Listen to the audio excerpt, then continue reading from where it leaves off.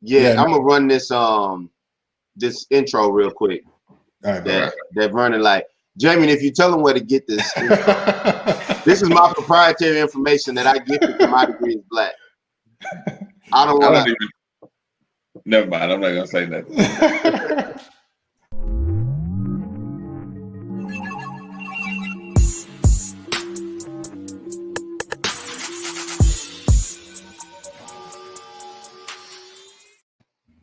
Boom, there we go. What's up, everybody? We back with the after show. We just had the super dope, sometimes controversial, but never embarrassing his wife, Vernon Blanson on. So yeah, we want to take some time to answer a couple of questions that we had in the comments before y'all go on Black Twitter talking about how we have a show, but we don't want to answer the hard questions when y'all have them, and then go telling y'all friends and aunties not to listen to us and cancel My Degree is Black TV. So let's answer these questions. So we'd had this conversation, and Vernon was sharing his perspective about Black people not being a monolith, then kind of operating as one at times. That example, the example that he gave was around voting. And he was like, so if you have somebody that's making $30,000 a year and somebody's making $250,000 a year, maybe they shouldn't be voting the same, and maybe that should look different. But right now, everybody should be voting the same because we're trying to get. I don't even know if there's a word in the English language to describe this person that we have in the office of the United States right now. But whatever that word is, we have that now. And then there was a comment that Ricky Dodd made asking or saying that money has nothing to do with voting. And so, yeah, want to talk a bit more about that because I think that they are almost synonymous. In my opinion, I think vote and money are, to me, they're the same thing. But I didn't come up with the I didn't bring up the example, so I'll let you take that, Vernon. Yeah, so this is funny. So shout out to Ricky. I know Ricky very well. Here's what I'll say. I think you took the comment the wrong way. I'm not saying that money matters. So let's change the word from money to education. Let's change the word from education to healthcare. Let's change the word from healthcare to environment. My point is if you have different circumstances on these different issues, should you be voting the same just because you look like me? That's my question, right? So like when white people go vote, white people don't have to, and I'm not saying we should be that. I'm saying that when white people go vote, they get to have a piece of paper, and then on that piece of paper, they can say, I make this much money and I like this policy. I don't like this about guns. I don't like this about healthcare, and I don't like this about education. Let me find who aligns with that, and I vote for them. Every single election I can remember, we've been told, even though you're not a monolith, you need to vote Democrat because Democrats like X, and they're the best party for blacks. And I've always voted Democrat, and I'm probably not going to ever stop voting Democrat. But what I am asking you, Ricky, and anybody else who had the same kind of comment is, if I don't have kids and know I don't want to have kids, then should I care about education the same way you do? Obviously, education is important, but should I care about it the same way? That's the comment I'm making, right? I'm not saying that if you make 200,000 or you make 50,000 or whatever, that the vote doesn't matter. I'm saying that you might have different concerns about taxes, tax policy, for example, right? Some of the tax laws don't impact me because I don't make enough money right now, right? So it doesn't matter how I vote on those issues to me because it doesn't impact me anyway. So that's the question I'm asking, and that's the question I was trying to get to. Yeah, I was gonna reply in the comment to that point, like insert any other thing outside of money here. I think I agree with you on that in that sense, and I also think that voting is money. And when we spend our money, we make votes. Black people, as a whole, like the majority of us, live in substandard housing with access to poor education, limited resources, all of those things. And a lot of that, I think, if we look at the stuff that we can control, so let me make sure I make that statement first. So looking at the things that we can control, I think that a big piece of that is where we spend our money and how we spend it, and the amount of grit, dis-ease, and uncomfortability we're willing to undergo in order to spend our money somewhere else, right? Yes. And I get it, right? Like I already had to work 80 hours this week to get this $5. I should be able to spend this $5 wherever I want to spend this $5 and not have to think about how that's going to impact the world. So back to that reconciliation, right? That individual versus being a part of this community. On the other end, you're going to keep having to work these 80 hours a week for these $5 if you don't stop spending your money where you're spending it and putting it somewhere else. Yep. Right? Like, and that's hard because like you want to be able to do that consistently all the time, right? Like, so you want black brands to have shampoos, conditioners, detergent, or whatever on the shelves. We got to go spend money there, which means you have to pay that extra money for shipping, and it's going to cost you a lot because shipping like a gallon or 2 gallons of detergent is heavy, right? Which means there's other things you're not going to be able to go get, and you're going to have to sacrifice in order to do that. But again, the multi-generational decisions, when your kid is watching a commercial for detergent that features all of these black people, right? And you can go look in your cabinet and see that type of detergent. Like if Game was made by a black person, dude, like, and it while it seems like simple, Game is such a household name, and black people know Game. Like, you know the scent of it. Like, this is what my grandmother started using, or my mama, you know what I'm saying, or whatever. But to know that's something that's created by somebody that looks like me, that's in all of these households, right? And McDonald's could still be trash food, but if it was owned by a black person, like just the idea of all of these spaces, you know. Anyway, off on a tangent, but to your point, like I think that voting is money, and I think that, I mean, even right now, people that get the vote be the folks that politicians are accountable to or responsible to the people that put them in office, and the people that put them in office is typically either influenced by money or had a bunch of money. I mean, let's make it even more simple than that. If you don't have the kind of job where on a Tuesday in November you can't get off work to go vote, then how do you vote? All right, that's money. If you're missing a paycheck because you're like an hourly employee, you can't get off work, you can't vote, right? I don't know, and I don't have stats on any of this. I don't know how many people that actually impacts. All I'm saying is that that's just common sense. Yeah, man, come on now. I mean, so I was even gonna say that. Like, think about even you talk about the person that can't get off to vote, right? I personally have not met anyone that makes over 200,000 that doesn't vote. I haven't met anyone, but I've met plenty of people that make under 30. It's like that don't impact me.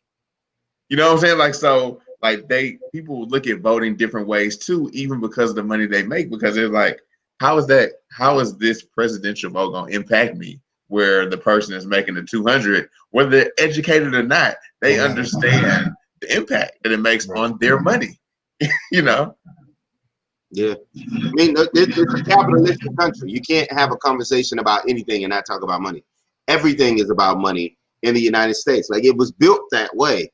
So to include that piece, no matter how big or small it is, I think is a disservice. And I think it perpetuates the spaces in which definitely many black people live, but just people in general live with regard to socioeconomic status.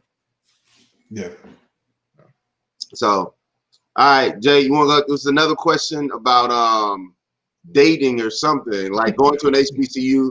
Does that make you more inclined and biased around what did you say? If they can't use your comb, your culture. Yeah, if they can't use your comb, don't bring it home. Nah, I mean, see that one's hard to answer. So I guess the answer to the question is no.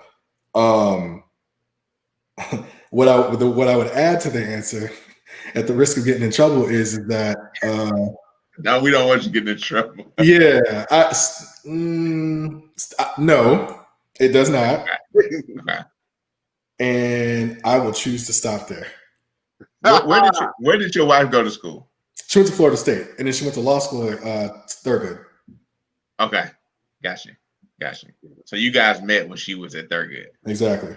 Okay. And so she asked me, she was like, well, do you have any advice for law school? And I was like, yeah, don't fail out like I did. Here's what I did. I told her that. And we've been together ever since. Like, this dude just saved me. I'm good. Yeah. She was like, oh, that was honest. I'm like, yeah, I ain't ashamed. Good. That's what's up. Hey, Vern, I wanna, if you could sum up kind of like what HBCU students and alumni should be doing right now with respect to voting, politics, being engaged, understanding like what's happening and how it's impacting them and our institutions. Yeah. No, it's a lot. So take a second, but I'd like to capture like a soundbite, a video of you like sharing that.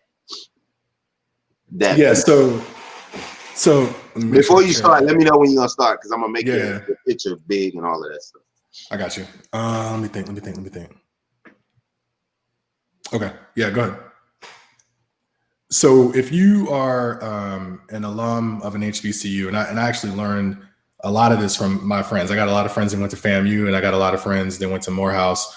And what they've taught me is that one, give back to the school, man. I've tried to do this more often, at least give my time if I can. I'm sitting on a few panels coming up just to talk about the HBCU experience, sort of like what we did here tonight, but give back to the school. That's the first thing I would say. $5, $10, whatever, just give back to your school. Join your alumni association. So I'm a part of the like the Greater Atlanta one because it's the one that's closer to me. Obviously, we don't meet or do anything like that, but give back, join an alumni association. Make sure that you're keeping up with what the school is doing. And then look at these candidates who are running for president specifically. Right now we have Joe Biden and Donald Trump. But, in the elections that come up after that, find out what their stance is on HBCUs. And does that stance last all year round, right? It's one thing for them to all of a sudden have an HBCU plan when an election comes. What you want to know is what are, the boards that they sit on. What are some of the affiliations that they have, and what are the things that they talk about with regards to historically Black colleges and education in general? Because a lot of that stuff tends to kind of flow one way. So that's what I would say. I would say give back, join an alumni association, and then vet the political candidates for their stances and their opinions on HBCUs and the kind of policies they have to impact our schools. And then make sure your friends that went to those HBCUs are doing the same thing. So my friend Jason says, tell a friend to tell a friend. I think that's the best advice that I can give if you're an HBCU alum. Awesome, man. Appreciate that. Yeah. I want to do a quick segue.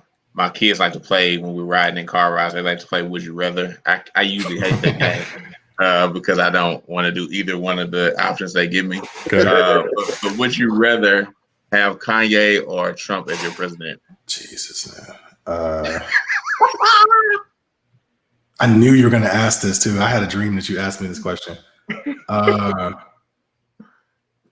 Trump. Yeah, Trump. So we're gonna go on that. So I was looking at an article, and it said that just like some people didn't agree with Obama because he was Black, like they didn't know about the policies, they just erased everything because all they saw was Black. Mm-hmm. So somebody said, well, it happens too now that because of Trump's stupidity and his rhetoric, that you can't see some of the things that he's implemented. Would you agree or disagree with that statement, and why? Like, what you know about Trump, what would you say? Well, okay. So one, I think that, I think because people hate him so much, they don't look at some of the stuff he's implemented. But also the reason why I'd say Trump is because the only person I can think of with a bigger ego than Trump is Kanye. And so I wouldn't want Kanye in office. Look, man, mental health is a very serious issue. I want to make sure we say that we're not joking about mental health or anything like that. But like, real talk, Kanye tells people all the time he's off his meds. So I don't want somebody who's off their meds with the nuclear codes and stuff, right? I don't want that. I want somebody who knows that they are in a situation where they got to control themselves. And it's just not him, right? It's not him. I mean, Trump doesn't do it that much either, but he's had instances where he's calmed himself down, you know, for a moment. And so yeah, I'd take Trump, you know, but I mean, that's not saying much. That's a low bar, right? Yeah. Is there a bar? Was well, yeah, I think that. There's no bar. The pole, right? the bar was. It's just an open door. It's just an open damn door. Yeah. How did we get here? White women. Yes. That's how. I mean, that's how. Yeah. Facts. I had a conversation with somebody the other day about the Karen thing. I was reading. I think somebody made a post. The black person, of course, made a post about how while it's nice to have like a trending term to call white terroristic women, calling them Karen like really diminishes the impact. I read that of what happens and their intention behind it. And so when they're they're calling for a lynching, like they're calling for the murder. You know, like it's not just hey, I don't want these people out here partying, they shouldn't have a good time. It's let's eliminate them altogether, their lives altogether. Like that. Yeah, it's a cute name for a serious thing, right? Right. It's like, I'm gonna call the cops and tell them a black man is trying to kill me. Okay, Karen, no, call her actual damn name. Yes. so she can lose her job and get kicked out of her apartment and lose her dog and then not be allowed to go back to Central Park. Call her what her name is. Exactly. Let's not call her Karen. Yeah, I agree with that. Exactly. Wholeheartedly. I always said I wanted to create a shirt with like all of the people that had all the police officers that have murdered black people. I think we say the black people's name so we don't forget them, right? And this might sound a bit insensitive, but we don't have to. And it's sad that I can even say this, but we don't have to remember them because it's going to be 10 more that'll come after that, and 10 more that come after that. What we never talk about though, what we don't say often are these murderers. Like we don't say their names all the time. They're not being run through the mud. Like nobody's like. We remember Trayvon Martin, right, or Eric Gardner, or insert name of person here, right? But if I ask those same black people, well, who are the people that murdered them? Yeah, and where are they now? There's no conversation, you know, like in conversation there, we don't really know. Yeah. So I think that I don't know. On another tangent, of course, but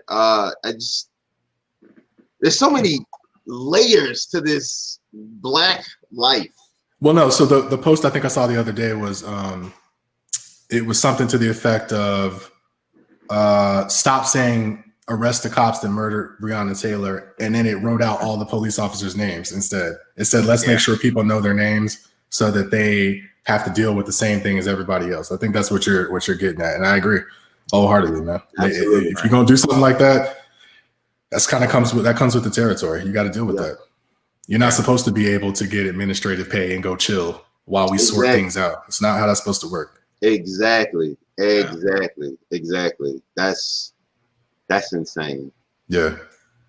And I know responsibility was a big thing that I was talking about. But since you do share stuff, is there a lot that goes into like, let me make sure this is right. I seen you post something one time. You're like, hey, I have not checked Snopes or anything on this, so take it as it is.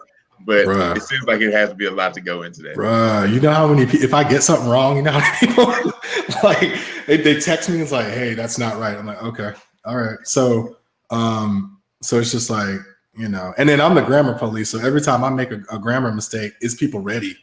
You know what I mean? So but it is. Look, man, if you're gonna talk about Fox News or talk about biased media sources, then you posting stuff that's wrong.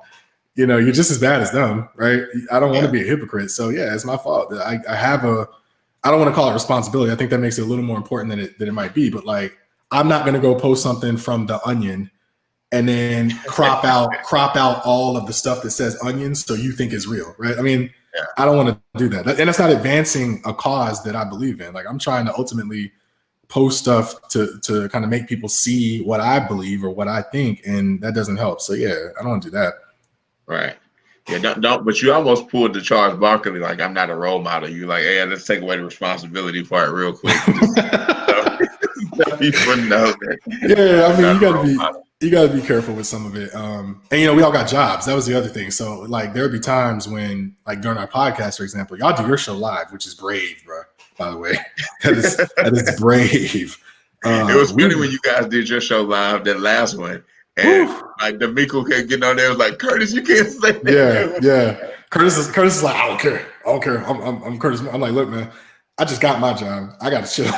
So we used to do our podcast, and I'd have to go back and do the edits, man. And there was, I remember one episode, I can't remember what the topic was, but I clipped an entire like 8 minutes. 8 minutes of talking is a lot. Now I clipped all of it, and Curtis was pissed, and I was like, Kurt, I'm like, I ain't gonna tell y'all what I told him, but I was just like, basically, yo, you can't say that, right? We can't be having that discussion. Can't do it. I clipped it out and I deleted it. I made sure it was deleted off my computer. I took everything out because there's just certain things that like. There's the barbershop that we have going on right now, right? It's live, but if we were off air, then we might say things differently. And I think that comes with doing the show. You kind of learn your voice. But yeah, you asked about responsibility a second ago. I'm responsible for not getting fired for things I said on a personal podcast. It can't happen. Yeah, because cancel culture is real. It's real, man. Remember, this is important to anybody who's listening. Right now, Black people are getting people fired for the things they're saying. It's gonna swing back around, right? Yeah. It's coming back. Don't worry. It's gonna be some Black people who are gonna get started. Nick Cannon. I was just saying, hello, Nick Cannon. What he said was ignorant anyway, but he got his. What was the basketball player that got in trouble? Or not the Deshaun Jackson for saying the stuff about Jewish people? Yeah, man. Chill. This is not the time for that. Just be quiet. Wait a minute. What did Nick Cannon say? I don't follow. Nick Cannon had an entire monologue about Jewish stereotypes and slurs that have been going on for centuries. None of it was researched. It wasn't nuanced at all. It was racist. I don't think it was racist in the sense that like calling a Black person the N-word. It was racist in the fact that it was intellectually dishonest and was slurred toward Jews. It's just stuff that's been like used to tarnish Jewish people for years, man. Can't do that. This is not the time for that. He was talking to one of the members of Public Enemy. I think his name. So was it like a record? Like it's his podcast. Oh, it's podcast. Yeah. So Viacom fired him. Oh yes. Like why wouldn't you fire him? Yeah. Like why wouldn't you fire him?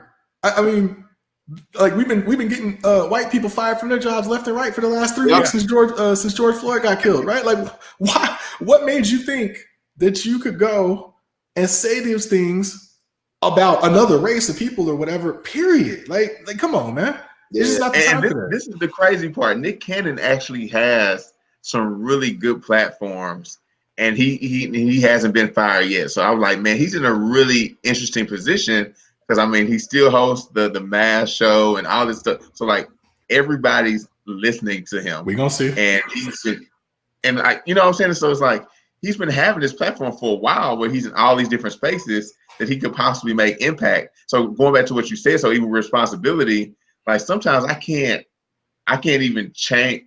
Yes, you can build your own table, but sometimes you might be sitting at a table. And sometimes to be able to change the meal plan for that table, you got to be able to sit at the table. So now it's like, oh, Nick ain't at the table no more? God damn, we got to wait another whatever you get for somebody to get to that table because he's been the only person at some of those tables. John, go listen to his comments, man. When you're done recording, bro, listen to it.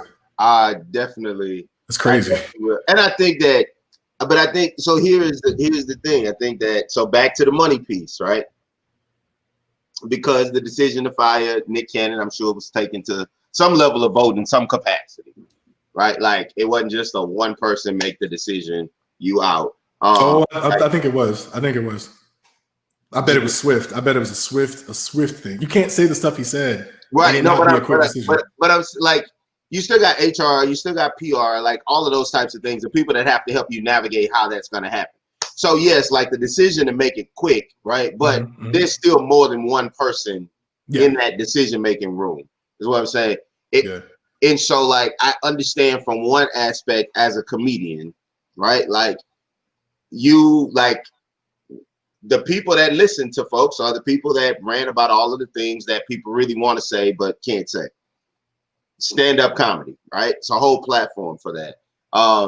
Nick Cannon is not a stand-up comedian. He may have had a stand-up special here and there, did a movie here and there, but that's not who he is. Right. And I think that making the jumps between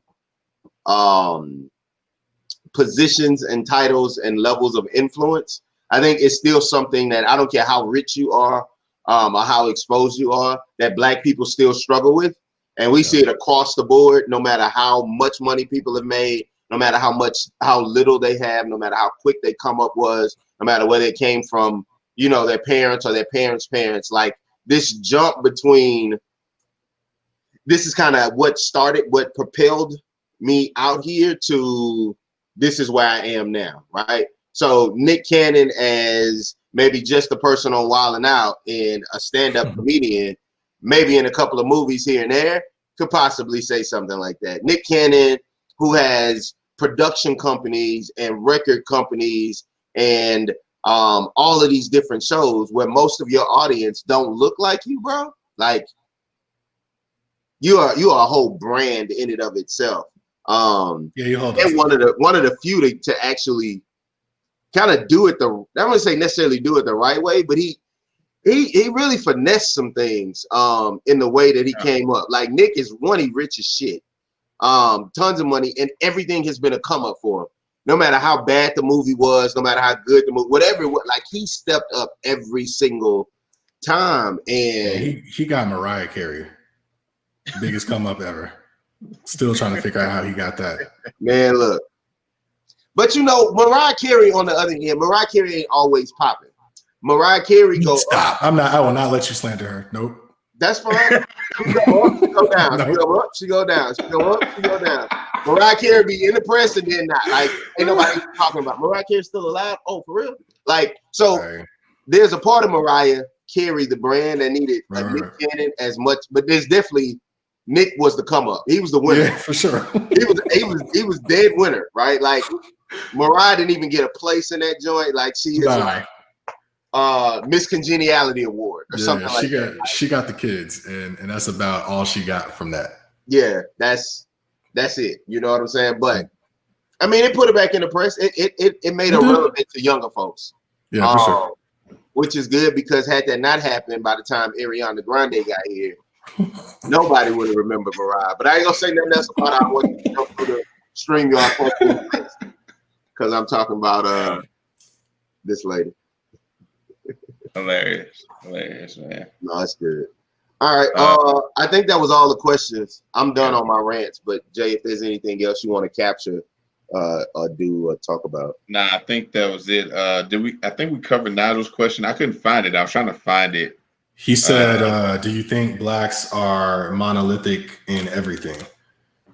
I think is what he said. Like everything involved in voting. I mean, no. I think that I just think in voting it's different because in every other endeavor, we sort of get to do what we want, right? Until it's time to vote. And then it's like, well, the Republican Party doesn't want you and you don't have a third party option. So you might as well come on over to us. It's like that Rick James, the Dave Chappelle Rick James thing where he's going like this in the camera when he's playing Rick James. It's like that. It's like the Democrats are like this. You ain't got nowhere else to go.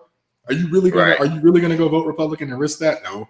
Are you really gonna vote third party? No. All right, well then come on back home. Right. I mean, you know, man, that be the toughest though, because sometimes the third party you want to, but it just doesn't make. Yeah, it's not viable yet. Yeah. So I was trying to go back and find the it hasn't posted yet. I was trying to find our live stream from YouTube so I could find the actual. Oh, gotcha. It's good times, man. J-Lab, tell the people in Kansas City that Kansas City barbecue is trash. It ain't good. It just has a really nice name, but it's trash, man. Hey, listen, I'll say this. I believe Houston specifically is just coming up with like actual restaurants that cook good barbecue. Like usually you got to go to like a hole in the wall, or like somebody's family reunion. Because when she said that, I was like, man, what are you talking about? And then I realized that I didn't really go to any Houston restaurants for barbecue. Now, there are 2 restaurants here that I will go to, and I was like, they on point. But now, finally, people in Houston are either making food trucks or they're actually having actual storefronts. Man, So, Triple J's is hidden. Triple J's been hidden forever. That's on the north side. I know it is. It's off Homestead, huh? Yeah. Yeah, I've been to Triple J's. It's cool. It's Cool. You see how you said cool, right? That means it's not cool. He didn't like it. Ooh. Jamie likes something he don't ever describe as I hadn't been cool. in a long time. I hadn't been in a long time. It's been like we used to get there all the time when I was younger. John, So he calling it trash, bro. Jamie doesn't No, describe no, things no. he likes as cool. You know, you got a different taste palette when you get older. So you This gotta nigga said taste palette. But this thing. So you said you like Kansas City barbecue? What I'm saying is, like, I know I like Ray's. You know what I'm saying? That's on the south. So it goes on. So I just don't know what I can't say. Yeah, Triple J's needs to go in for because it's been a while. But I could put Ray's up against anything in Kansas City because I eat that a lot. Or the dude CB off of Emancipation, like he go in. You know, Ray's. he just got a spot. I think Ray's is a bunch of hype. Ray's is like turkey leg hood. Turkey leg hood. You been to Ray's and you don't think it's good? It's all right. It ain't like let me go run home to go tell everybody to go eat at Ray's. Like, yeah, it's cool. Let me tell you something. Let me tell you how I know somebody don't know about barbecue when they talk about how good somebody's sausage is. Sausage don't have unless they're doing homemade sausage. Like it's just a matter. You just buy your sausage from Chapel Hill and go put it on the grill. Yeah. Like sausage is not barbecue. You don't have to season it or nothing. if somebody talk about sauce, then you don't eat barbecue because good barbecue you shouldn't need no sauce. Well, so wait. So hold on. Oh boy. So isn't barbecue without sauce just cooked meat? Ain't that what it is? That's what barbecue is. Cooked. That's what I'm saying. So I mean, like, I guess my point is, I like sauce. I want the sauce to taste good, and I want the meat to be tender and all that. Like, I don't want to just get chicken off the grill and eat it with nothing on it. I don't like that.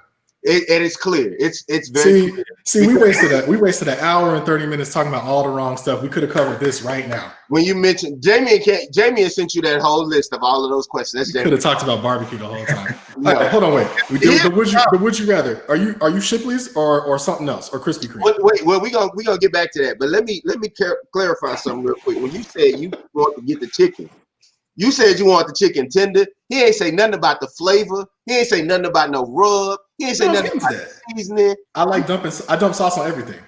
It's clear. Even on like some good smoked ribs. Yeah, absolutely. I don't eat any kind of meat. I don't eat any kind of meat without sauce on it. It's your fact. This is the end of the show. I don't even know what that, bro. Bro, I'm telling you, episode 6. It's like states to me. So this is what I learned when I didn't know nothing. I got a little bit of money. I went to a steakhouse and they say it's an insult to ask for A1 sauce. And I feel like the same thing with some good ribs.